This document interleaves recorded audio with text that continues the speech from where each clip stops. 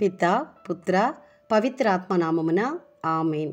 ఈరోజు డిసెంబరు 6వ తారీఖు. మత్తయి సువార్త 9వ అధ్యాయము 27వ వచనము నుండి 31వ వచనం వరకు.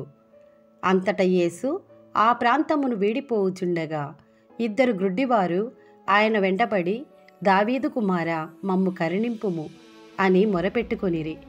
యేసు ఇంట ప్రవేశించినప్పుడు ఆ గ్రుడ్డివారు ఆయన వద్దకు వచ్చిరి.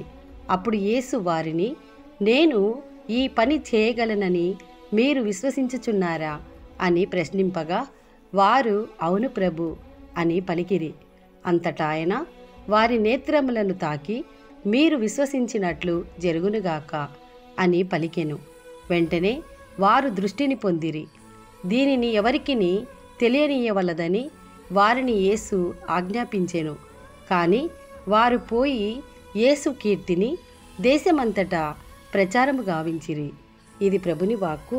సర్వేశ్వరునికి వందనములు.